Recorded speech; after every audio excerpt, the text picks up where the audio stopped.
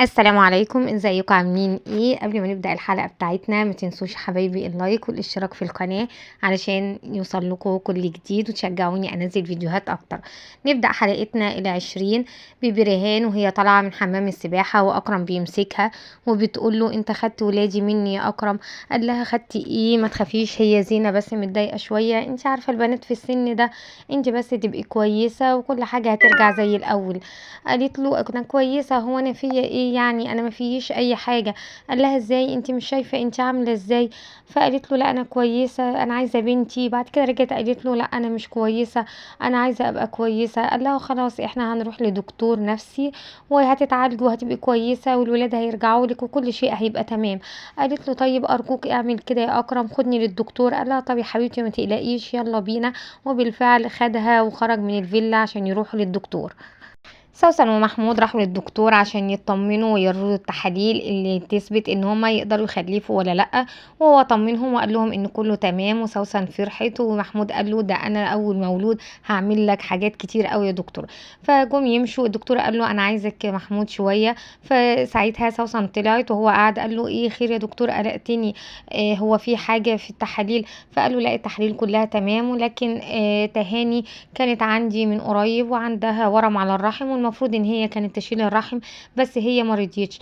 انا عارف طبعا ان هي طريقتك دلوقتي وانت مالكش كلام معاها، لكن حاول تشوف اي حد ليه تأثير عليها لان العملية مهمة ولازم تعملها.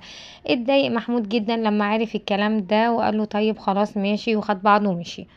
وريد راح لاكرم الشركه وقال له انا عرفت ان انت خرجت انت وبرهان امبارح ومن ساعتها ما رجعتش، في اختي انا عايزها. قال له احنا رحنا لدكتور نفسي لان هي تعبانه، والدكتور قال ان هي صحتها مش كويسه وطلعت بتاخد حبوب هلوسه، واضطر ان هو يحجزها في المصحه النفسيه. قال له لو هي بتاخد حاجه زي كده يبقى اكيد انت اللي بتديها لها. وهو واقف يتخانق معاه دخل البوليس وكان مطلوب القبض على اكرم. وطبعا المحامي بتاعه شعبان قال له طب ممكن اشوف الاذن؟ فشاف الاذن ولقى ان الكلام مظبوط وعليه قضية غسيل اموال. فقال له خلاص روح انت يا اكرم بيه معاهم وانا هجيب المحامي واجي وراك. اول ما خرجوا كلهم اتصل بضاحي وقال له ايوه يا ضاحي، روح الفيلا اعمل اللازم. راح ضاحي الفيلا وبدأ يدور على الأوراق اللي طالبها منه شعبان. وفي اللحظة دي رجعت زينة من المدرسة مع صاحبها اللي كان بيوصلها، وسمعها طبعا ضاحي أول ما دخلت وكان لقى الأوراق لكن استخبى. وأول ما بدأ إن هو يطلع لقاها قدامه، حاول إن هو يخوفها لكن هي جريت وهو جري وراها مسكها، بس قدرت تفلت منه ومسكت شاكوش وخبطته بيه على راسه وخدت بعضها وجريت من الفيلا. وليد راح القسم الأكرم وقعد يشمت فيه شوية وسأله على بريهان. وهما واقفين يتكلموا مع بعض زينة اتصلت على وليد وحكت له اللي حصل، فاتخض عليها وقال لها طب روحي على طول وانا هجيلك. وساعتها اتخانق مع أكرم وقال له انا غلطان ان انا خليتها تيجي عندك، وحكى له على كل اللي حصل وسابه ومشي. ساعتها طبعا كان مخضوض جدا أكرم وقال لشعبان اعرف لي بالظبط وطمني على زينة وشوف ايه الموضوع ده. فقال له ما تقلقش، بس اكيد وليد اللي عمل كده اكيد عشان يمسك عليك ورق ضدك، اكيد هو اللي عمل الكلام ده. قال له طمني على زينة واعرف لي كل حاجة. قال له خلاص ماشي ما تقلقش. في الوقت ده محمود راح قابل تهاني وقال لها انا كنت خايف تركبي دماغك وما تجيش. قالت له انا فعلا ما كنتش جايه، بس حسيت ان انت من صوتك كده عايز تقول لي حاجه مهمه. قال لها ايوه بصي يا بنت الناس، انا من ساعه ما اتجوزتك ما شفتش منك غير كل خير. فقالت له انا كنت عارفه ان انا مش ههون عليك وان انت هترجعني. قال لها بصي انا عايزك في موضوع مهم، انا عرفت من الدكتور موضوع الورم اللي عندك وان انت لازم تعملي العمليه ولازم تعمليها. قالت له اه انت جايبني علشان كده، انا مش عايزه شفقه من حد، انا هقوم امشي. قال لها بس اسمعيني للاخر، انا بخاف عليكي ولولا الموضوع الاخير بس المشكله اللي حصلت بينا كان زماننا مع بعض، بس انا بخاف عليكي، لازم تعملي العمليه. وحاول ان هو يقنعها لكن هي قالت له انا مش هعمل عمليات، وبعدين الحياه كلها ملهاش طعم من غيرك، اعيش لمين؟ قال لها لا لازم تعمليها. قالت له انت مالكش حكم عليا دلوقتي.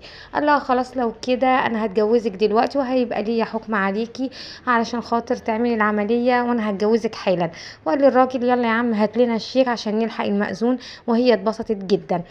أكرم كان في النيابة، وكيل النيابة كان بيحقق معاه، وآخر التحقيق حبسه 4 أيام على ذمة القضية وكمان حجز على كل أمواله وأموال الشركة. وبعد كده راح وليد الفيلا اللي قالت له عليها، ولكن ما لقاش اي حاجه، ولا لقى راجل مضروب واقع، ولا لقى دم، ولا لقى اي شيء. فرجع تاني الفيلا ولقاها بتعيط، فقال لها مالك يا زينه؟ قالت له انا خايفه جدا، انا ضربته جامد قوي. قال لها انا رحت وما لقيتش اي حاجه، انت لو لسه بتتعاطي حاجه عرفيني. قالت له انا ما بتعاطاش حاجه، وكانت بتعيط بشده، وقالت له انا خايفه، انا فعلا ضربته جامد، انت مش مصدقني ليه؟ وقعدت تعيط وخدت بعضها وطلعت على فوق. شعبان كان مستني ضاحي، ولكن ضاحي جه واتخانق معاه وقال له بقى انا بسببك اتضرب. قال له انا ما كنتش اعرف الغلط على اكرم، ما قاليش ان بنته قاعده معاه في الفيلا. قال له واحد غيري ما كانش جاب لك اوراق ولا حاجه، بس انا هعديها عشان انا بحترمك. قال له احترامك ليا ده اجبار مش اختيار. وقال له طب انا مش هديك حاجه غير لما تديني الباسبور اللي قلت لي عليه. فبالفعل اداله الباسبور بتاعه، فراح اداله الورق والدوسيهات اللي هو عايزها ومشي. ليلى راحت تزور اكرم في السجن، وكانت طبعا فرحانه فيه. فقال لها انت جايه تشمتي فيا؟ قالت له لا طبعا، الشمته دي لما بقى تتحبس على طول ساعتها هاجي اشمت براحتي، انا بس جايه اتفرج عليك. فقال لها انت عارفه مشكلتك يا ليلى ان انت لسه بتحبيني، وده اللي جابك هنا، انت جايه عشان انت لسه بتحبيني مش عشان تشمتي فيا. قالت له انت انسان مش طبيعي، انت مجنون، انا مش عارفه ازاي انا كنت شايفاك ملاك طول ما انا متجوزاك، انت اكيد انسان مريض. عذبتني وعذبت ولادي، بس انا هنسيهم كل ده. قال لها مش هتقدري، لان هما بيحبوني، دول ولادي وبيحبوني زي ما انتي بتحبيني، وعشان كده مهما عملتي عمرهم ما هينسوني، ودي الحقيقة الوحيدة. قالت له لا، انا بعد ما اثبت نسبهم منك، وبعد ما ارجعهم مدارسهم وكل حاجة، انا هعرف اعالجهم وهعرف ازاي انسيهم كل ده، ما تقلقش انت. في الوقت ده كانت تهاني دخلت تعمل العملية، ومحمود كان معاها، وكان عمال يقول لها خلي بالك من نفسك، انت هتقومي بالسلامة. وهي قالت له انا ما يهمنيش اي حاجة، انا مادام بقيت على ذمتك خلاص، حتى لو هموت انا على ذمتك انا راضية. بعد كده دخلت العملية وهو كان واقف بيدعي لها بره. ظهرت سوسن وقالت له كده يا محمود بقى ده تعمله ازاي؟ ترجع تهاني تاني بقى؟ اخرة اللي انا عملته معاك ده كله تعمل كده؟ فهو قال لها دي واحدة من ايدين ربنا دلوقتي، وانا رجعتها وهي بقت مراتي دلوقتي. فقالت له طيب وانا، انت ازاي تعمل كده؟ قال لها وطي صوتك ما تزعقيش هنا، وده اذا كان عاجبك. قالت له خلاص انا هنزل استناك تحت في العربية، ولما هي تخلص من العملية وتطلع هنروح انا وانت على المأذون وهنتجوز النهاردة. وسابته ومشيت، وهو كان مستغرب تصرفها ده جدا.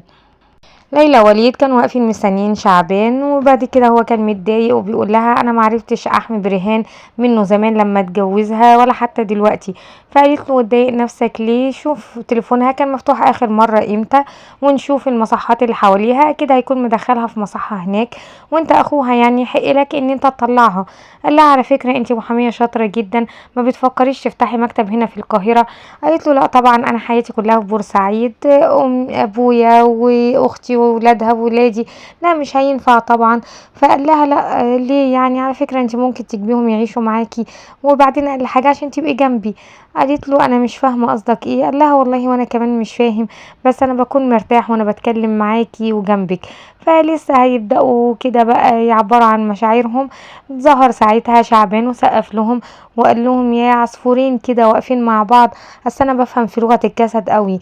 فهي استفزها الكلام وقالت له بقول لك يا شعبان، تصدق انت الحرق شوية عليك.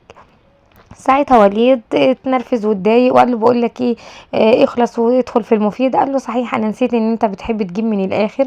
وساعتها راح العربيه وجاب لهم المستندات اللي خدها من الفيلا بتاعت اكرم، ادى المستند لوليد وقال له خد ده اول مستند، ده المستند اللي بيقول ان انت حرامي وكنت بتسرق فلوس من الشركه.